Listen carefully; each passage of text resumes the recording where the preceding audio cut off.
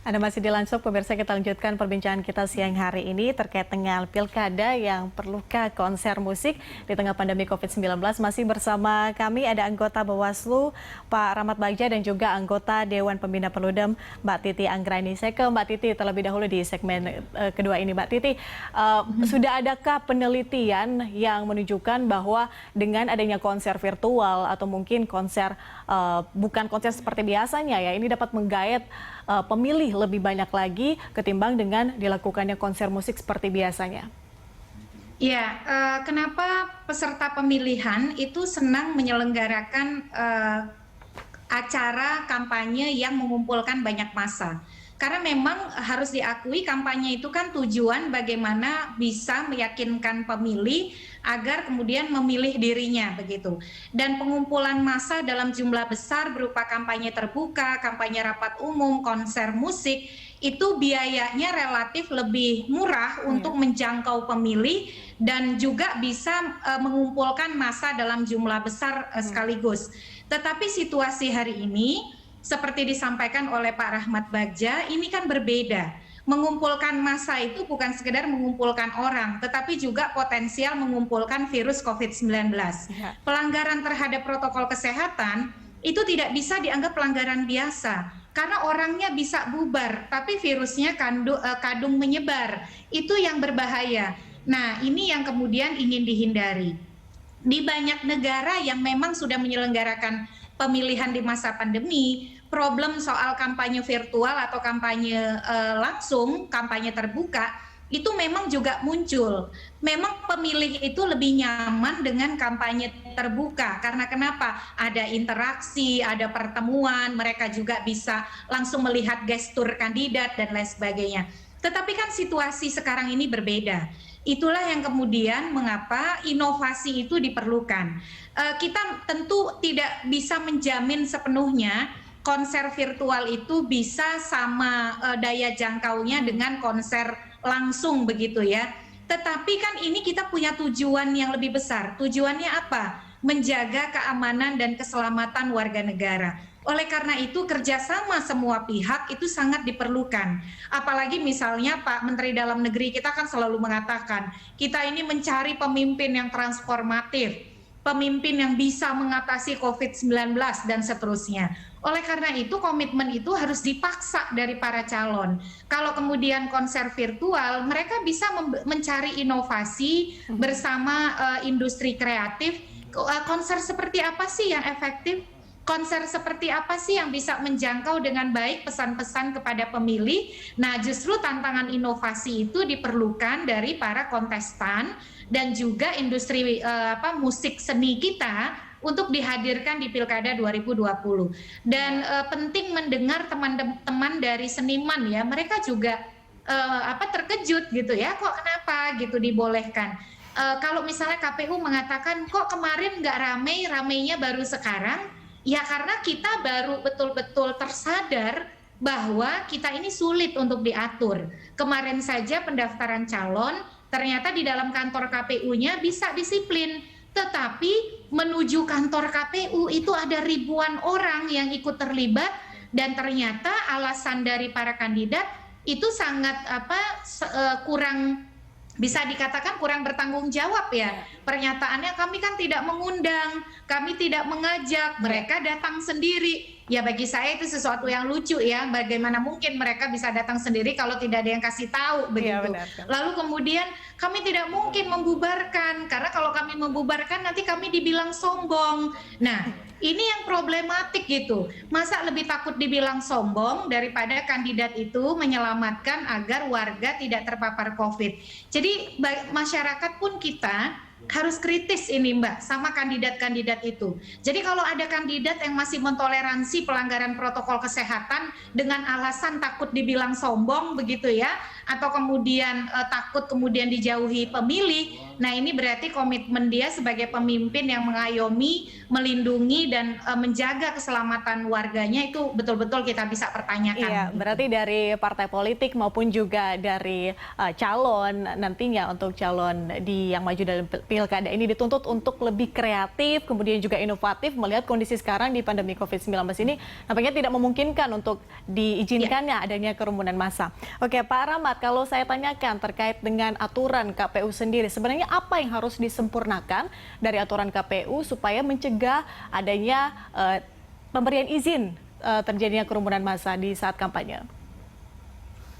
Pertama adalah kita harus melihat undang-undang pemilihan dan juga PKPU.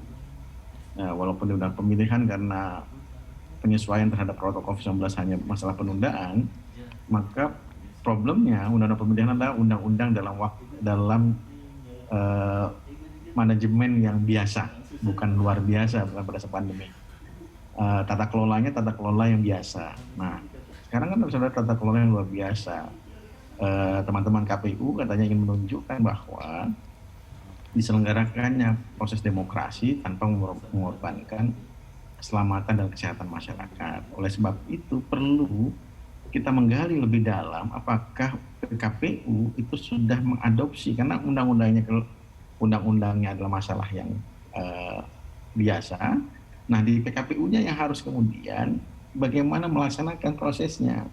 Yang sangat disayangkan misalnya, kami hanya bisa membatasi di tempat kantor KPU. Ya bukan begitu jawabannya menurut saya. Ini kita harus reevaluasi. Kami mengakui bahwa memang ada masalah pada saat 4-6. Kita juga tidak bisa kemudian melemparkan tanggung jawab kepada siapa. Ada tanggung jawab besar di penyelenggara. Oleh sebab itu, pada saat 4-6 itu kita misalnya kita memberikan rekomendasi misalnya. Perdebatan di antara kami di Bawaslu aja, bagaimana proses pidananya. Nah, akan tetapi pidana itu kan namanya ultimum remedium ya. Pidana itu bukan upaya pencegahan, pidana itu adalah upaya terakhir. Kadang sudah menyebar itu kalau pakai pidana dan tidak akan mungkin tercegah ya. Oleh sebab itu perlu misalnya rekomendasi, misalnya sudah ada pergerakan massa, rekomendasi Bawaslu, teman-teman KPU, karena yang memberikan eksekusinya teman-teman KPU. Kita harus kasih sanksi administrasi nih. Seperti apa bentuk sanksinya? Nah, itu tidak diatur dalam undang-undang dalam PKPU. Misalnya, ini masih belum bisa nih paslon. Nah, berarti kita lupa nih. Berarti karena belum ada penetapan pasangan calon, ini tidak bisa terjangkau dengan PKPU misalnya. Itu yang kosong ruangnya.